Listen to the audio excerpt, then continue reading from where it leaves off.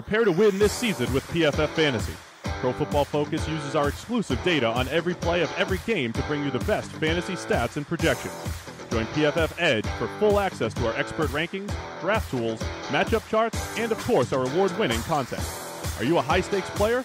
Join PFF Elite, which includes our premium stats database, Greenline game picks, and DFS Optimizer powered by our fantasy projections. Join PFF Fantasy and prepare to win. Sign up now at ProFootballFocus.com.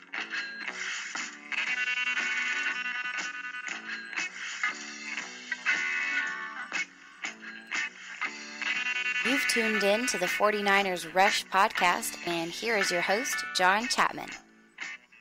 All right, 49ers fans, we are back.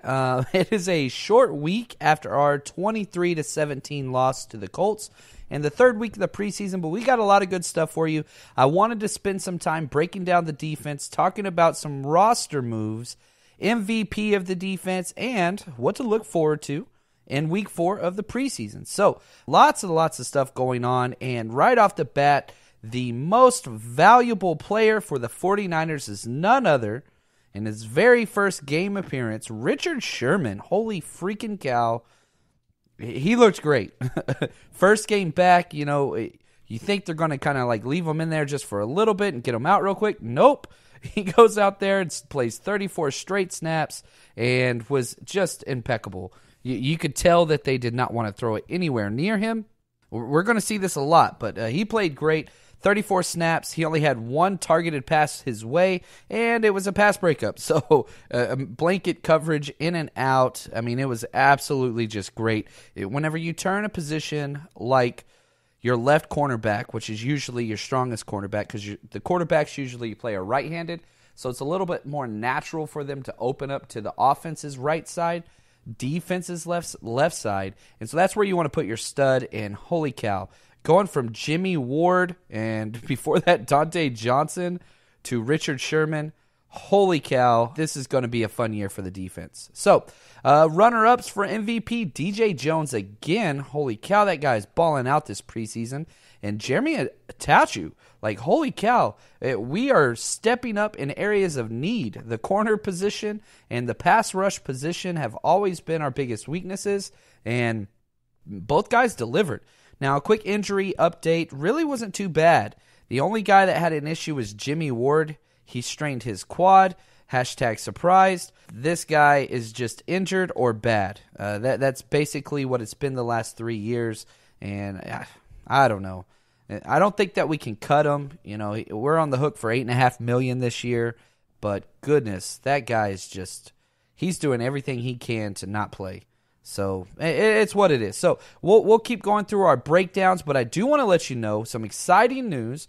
We are going to be holding a competition with FanDuel for the 49ers Rush podcast. All you got to do is go to FanDuel.com/49Rush, not 49ers Rush, but 49 the number Rush. And this is crazy. It's insane. I was pretty happy that we got this deal, but it's a $2 contest. For the first 100 people, the winner gets $50 and a 49ers Rush t-shirt. And also on top of that, if there is more, if you deposit over $5 when you follow that link, you get another $20 for free. So you're talking $25.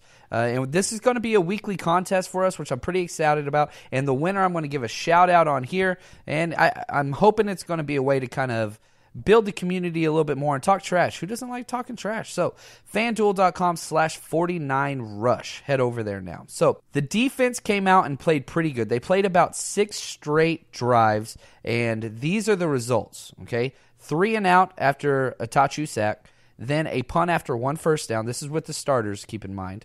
A punt after 1 first down on the 3rd drive. Now a touchdown pass where Colbert just made the wrong read. Andrew Luck was abusing our safeties. Andrew Luck looks off QB or the safeties as well as anybody in the NFL, and he totally was messing with their heads the whole time. Then it was the end of the half. They ran out of time at midfield, and then they got a punt on the 6th drive. So really just one successful drive out of 6 was much better than we have seen the entire preseason. So lots to look forward to. Let's go through some of our players. We'll start with the defensive line. And, man, DeForest Buckner, he's just a guy that we just have to talk about all the time. He got 27 snaps and was just incredible as always. He got 2 hurries and just unreal play in and out. It's crazy how he lives in the backfield. He's not a guy that's ever going to be on the line of scrimmage, a second or two as soon as the play develops. He's a force. His swim move, I didn't think it could get better, but you could tell his hands are more and more active than I've ever seen, which is saying a lot because that was kind of the strength of his game, and he is just looking great. He got a roughing the passer call, which, it is what it is, but at least he's getting back there and hitting them. Solomon Thomas, he graded out as Pro Football Focus's number 1 player, and this bothers me. He could have been exceptional, but this kid cannot tackle. I don't think he knows what his arms are used for. He had one of his best play of the game. He got a great pass rush, and he fights off the blocker. He goes into Andrew Luck, and his arms are literally at his waist, and he headbutts Luck in the chest and just falls off of him. Like, he never brought his arms up. It was just like, what the hell just happened?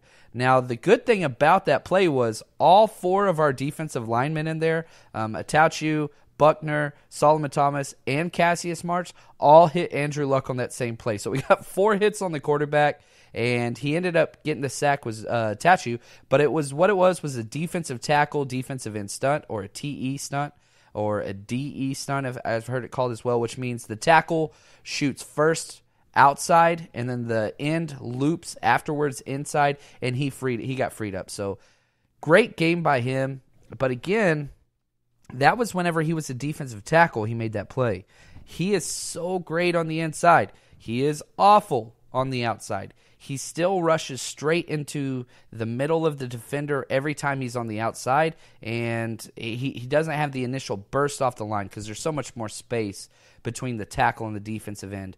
And I just don't understand it. Like, he hits him right in the middle of the chest every time. He doesn't try to work a shoulder or half a man or an eighth of man or a fourth of man. He goes after the whole thing, and it's just not working for him. I really do wish that he got 0 snaps on the outside. I just don't want to see him out there. It's putting him out of place, and we've already seen this for a full year. I don't understand what they are doing. But anyway, I digress. Let's move on to Eric Armstead came back in the lineup, and gosh, it's so easy to hate on this guy because he's always hurt, him and Jimmy Ward. But when he's on the field, the difference between him and Jimmy Ward is when he's on the field, he looks good. He makes plays. He is a bull rush specialist. Whenever he gets mad and just goes straight through the blocker, he knocks him back a good 4 to 5 yards, always putting the blocker right into the quarterback's face. So he got 21 snaps, 2 hurries on that, so that's not too bad. And I'm pretty excited for him if he can stay healthy. This is the thing. He is the starter. I know we talked about how Julian Taylor was pushing for possibly starting. That conversation needs to die.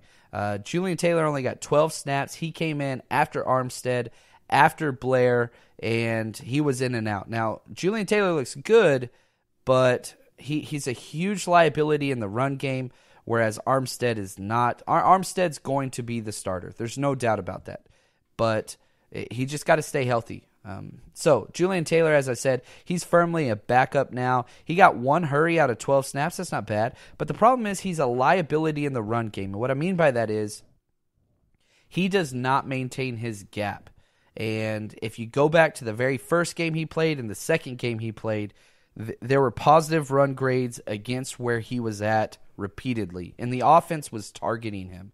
So the opposing team saw it on film too, and that was in the preseason. So if they're doing that in the preseason, then man, everybody there are passing that film around. So we'll see. He does have a high ceiling. He is going to make the roster, but I don't know. I'm not quite sure what his role is going to be outside of an injury. We'll see. He's young. We'll just have to wait and see what happens with him. Cassius Marsh, man, not a big fan.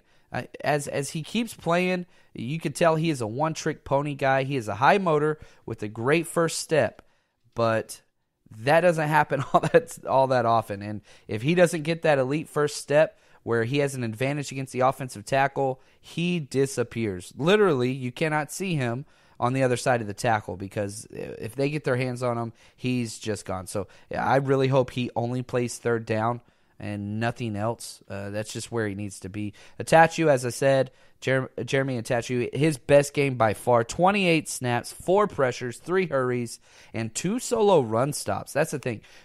The thing that he brings that Marsh doesn't is he is an all-around player. He's a guy that can play all 3 downs. He gets pressure, and he's excellent in the run game. He is twice as strong as anybody else that we have at that position. That's a bubble guy, right? Like Solomon Thomas, I get it. Eric Armstead, I get it. But, man, I really do think I would have absolutely no problem with Jeremy Atachu just starting all the games. Jeremiah, sorry about that. I want him out there, and I want to see what's going on. So Earl Mitchell and DJ Jones continue to be beasts in the middle. We will be keeping both of these nose tackles. But DJ Jones is pushing for more playing time. If we look at what it was last year, Earl Mitchell got about 75% of the work on first and second down, and Jones got about 20, with Sheldon Day mixed in there some.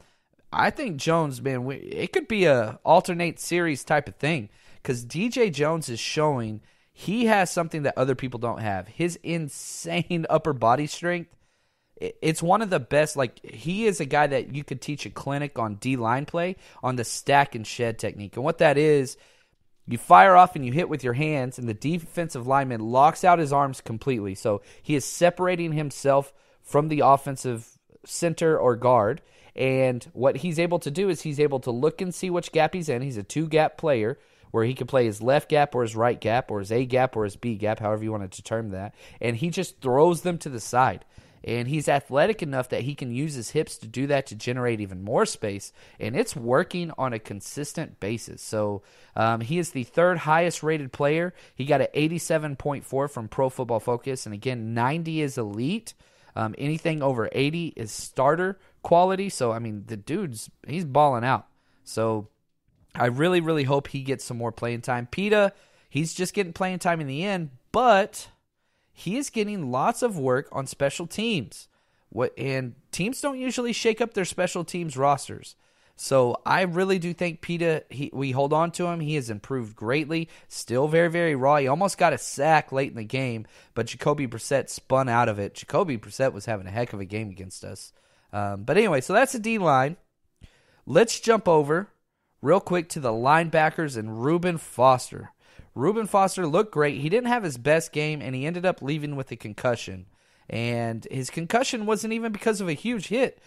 He fell backwards after making contact, and he took a thigh to the back of the head and then hit the ground. So it was very weird, where basically his head got hit about 3 times in a second and a half, and they were pretty big hits, and you could tell something was down right away. He obviously will not be playing tomorrow or Thursday whenever you're listening to this, but that I don't want to say it's okay. Concussions are always a big deal, but he has 3.5 weeks off. So he has a suspension for the first 2 weeks plus this preseason week. So he's going to probably be more than fine. He's done. He's looked great. Not too worried about it, but it's kind of what it is. So he did have a couple amazing plays, as he always does, but we know who Reuben Foster is. He's not going anywhere. Now the other starter, and this was really cool to see, Fred Warner, our rookie 3rd-round pick, comes in and gets 34 snaps at the Mike position, which is so freaking awesome. He got to start, and he looked good. And this is where he's going to be starting week 1 and 2. So I was very, very excited. And we will have Malcolm Smith or Brock Coyle at that will spot. My guess is Malcolm Smith if he is healthy, but that's a major concern with his hamstring. But Fred Warner looked great. 4 tackles, 3 solo run stops, and it was pretty cool because, again, what's going to happen with Fred Warner is he's going to be the starting Mike day 1 for the first 2 games. But when Reuben Foster gets off a suspension, Reuben Foster's going to be the Mike, and then he's going to bump to Will. Fred Warner is. And that's what, so excited about. And it was really, really cool because they came in, we got to see what this looked like right after about the 3rd series when Reuben Foster came in, and they got to play with each other, play next to each other, which was just legit. So he did miss a tackle, which was kind of a bad thing, but there was a whole crowd there, and he only got 3 yards afterwards. Tart was the guy that was credited with cleaning that up. But, man, he played the play side gap for a tackle for loss. The second play of the game, he just came out and set the tone. This kid is going to be good. I'm just telling you right now, he's going to be special. He is going to be a game-in, game-out starter. I'm very, very excited. Malcolm Smith, as I said, he got to start as well, but he only played 10 snaps. They're taking their time with him. He didn't do anything special. It's what it is. Now, in a surprise move, as I talked about earlier in the week, we traded away longtime 49er Eli Harold for basically peanuts, but that's okay. We traded him away, and Mark Nazoka, he's got an awesome name, is going to be our starting Sam, the kid from Germany, which is just awesome. And he is a fun guy. He is incredibly explosive, just a spark athlete, crazy physical freak that is built. He's jacked, but super, super fast. He came in on 11 snaps as the Sam backer, got 3 tackles. Now, again, we do run a traditionally 4-3 defense, but that is dictated upon by the offensive personnel. So if they come out anything outside of 10 personnel, which is just one back, and the rest wide receivers or tight ends, he's not going to be in there. But if they have 2 backs, he's going to be in there. So a fullback, or even if there's a full running back and a tight end or 2 tight ends, he's going to be out there. So he's going to be basically, when you see Earl Mitchell or DJ Jones, Nazocha's going to be out there. So that's kind of what's going on, and he played great. So I'm excited. I'm really excited about this guy. And Brock Coyle, I think he is finally where he should be. And what I mean by that is he is a backup in the NFL. He started for us last year because of injuries and just bad situations. And there's nothing wrong with Brock Coyle. He has a low ceiling of talent. He can't do everything that an NFL starter should be able to do. He's very, very slow. He's amazing in between the hashes. And he could play Mike or Will for us easily. And probably Sam as well. No problem. But he can't play outside of the hashes. He is always short. He takes bad pursuit angles on the outside. And he is always just a step or two too slow. And that causes problems. Brissett made him look bad several times in a row. But hopefully for us, we keep Coyle on special teams. And he's a great backup that knows the entire defense. He can call it all. Won't be an issue. And so that's kind of where he is. Now, before I get to the secondary, I want to talk about our sponsor today, Game Day Sports and Memorabilia. These guys are great. We've been talking about them for about a month now, and I freaking love them. My birthday's here in 2 weeks, and I have sent my wife lots of different options. I want this, I want that. They have everything. Signed 49ers gear out the wazoo. It's great. Jerseys, and they got old stuff, man. Frank Dean, who's a guy that I used to love. They got a lot of his stuff on there. They got Joe Montana. They got Jerry Rice, helmets, jerseys, cards, magazines, posters. So if you have a birthday or you Christmas shopping, any of that stuff, or you just want something for yourself, you deserve it. You're a Niners fan. Head over to GameDaySportsAndMemorabilia.com and see what they got. And remember, everything is fully guaranteed and fully authenticated, so you don't have to worry about any funny business. So head over there. Now, back to the secondary. I talked a little bit about Sherman before, how he got the start, and he played great. He wasn't targeted much at all. And I think this is what we're going to see, which means if Sherman's not getting the targets, they're going to be going after Ahkello Witherspoon like crazy. And that's exactly what happened. He had 6 targets for 3 catches and 48 yards. So he was able, and he had great coverage repeatedly. And there was one play where he was on T.Y. Hilton, and T.Y. ran a slant route, which he's about as good at that as anybody in the NFL because his speed, and he's just super quick. And what Ahkello was able to do is he slingshot himself around off of his pivot foot and used his length to undercut him and knock the ball away. I mean, it was unreal. And because of that play, he forced a punt. Ahkello is going to be peppered with targets. It's just what it's going to be. And the major question mark with him has always been, how is he in run support? Well, he keeps answering that question.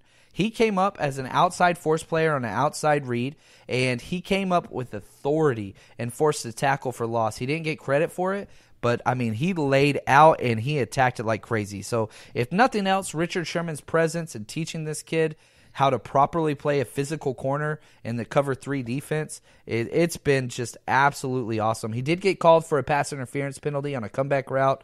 It was very, very obvious, but he's playing physical. So this guy, our defense might go as far as Akilo will take us, because I'm telling you right now, he's going to have plenty of opportunities. People aren't going to throw at Sherman if he looks the way that he's been looking, so keep that in mind. Quan Williams is back, and holy cow, gosh, I love that guy. If I like DJ Reed, our rookie from Kansas State, but Quan Williams is a starter in the NFL, and he made an amazing nickel blitz play where he read it perfectly and disguised his coverage, blitzed through untouched, and got a great tackle for loss against the run game. He just looked good and ready to hit. He is the Energizer Bunny, and one of the guys that brings probably more energy to this defense than anybody else. So, man, I'm getting kind of excited. If we can get our safeties to kind of match play with our corners, then, man, who knows? So let's jump over to real quick, I do want to talk about Tavares more. I have him as a tweener because, again, he's a safety, but he plays corner for us. He got toasted, man. Back-to-back plays. He looked really, really bad. So burned deep on a fade route, got tackled right before the touchdown, and then the very next drive, very first play, gets burned on a deep route again. His speed isn't the issue. I mean, that's a back-to-back 4.32s at his pro day. The kid's super quick and long. The problem is his hip transition and our scheme as a corner. It's foreign to him, and it looks foreign to him. Again, he played that kind of free safety role for Southern Miss, and he was great at attacking in front of him. So he's great sideline to sideline, but that opening up your hip in a direct 180 turn where you're backpedaling or shuffling and you turn and run full speed, he's slow there. So he's got to – I just don't see a way that this kid plays or makes it into our rotation outside of multiple injuries this year. He is a high-ceiling player that is very raw, and we got a lot of work to do. So just keep that in mind. Now, let's move on to the safeties real quick. DJ Reed, really like this kid. He got 40 snaps, and he was playing kind of the slot cornerback role, which I think is where they're going to keep him as that backup nickel. And he played all right. He didn't do too bad. He didn't do great. He wasn't really targeted a lot. But what I think we're going to do that's special is we're going to move Tyvis Powell, our gigantic freak corner that's been a backup special teams player for us. We're moving him to strong safety. He was playing behind Tart in that strong safety role, and he looked pretty good. He showed up on film in a positive way. He's great in the run game just because the kid's huge. It's just weird seeing him in there because he just looks bigger than everybody else in that secondary. And we got some big guys out there. So we released Chancellor James, which I'm not happy that we released a guy, but he was awful. He was an undrafted free agent that got hurt last year. We kept him on IR, and we were hoping that he would make a splash. That kid is just not ready. So he is gone, which is a bummer, but it seems like Tyvis Powell might find his way on the roster through Chancellor James playing bad, through Jimmy Ward being hurt, through the undrafted free agent this year, Terrell Williams getting hurt and released, and to Marcel Harris, our draft pick this year, not going to be ready. I think Tyvis Powell is going to find a spot on this roster. I really do. Colbert didn't have a great game. He was owned by Andrew Luck, as I talked about. He just could not get his reads in. Gave up a touchdown to the tight end where he read the quarterback routes wrong. He got looked at, and he just got late showing up. And so, I don't know. It's almost like Colbert is maybe overthinking it instead of reacting, but he doesn't seem to be showing up as much as he was last season. So hopefully that will change. And Tart, man, Tart's looking bad, guys. This is a major concern. Tart does not look like a starter whatsoever. He got 34 snaps and graded negatively on almost every single facet of the game. He was the 20th ranked player according to Pro Football Focus on our defense. I don't know what to do. He's looking good when he's in the box, but the further he gets away from the line of scrimmage, the worse he looks. But we've seen him play well. We've seen splashes. He just is not consistent. So these are just some things that we need to look out now. We've got a game Thursday, our last game, and this is bubble time. This is man, who's going to make this final roster, cuts and all that stuff. And I wouldn't be surprised if we trade a couple more guys. One thing that I love this front office is doing is we are moving guys that we don't think are going to make the roster. We're shipping them out. Because if we can't find a way for you to make this team, let's at least get something back. So I wouldn't be surprised if there's a couple more transactions. So stay strong, faithful. Can't wait to talk to you guys real quickly here in a day or two. I'll have another episode up for you. And also, again, just to remind you, head over to fanduel.com/49rush. The number 49rush, sign up. Let's see if you can beat me and everybody else and make some money and win a t-shirt. So why not? So stay strong, faithful, and we will talk to you soon.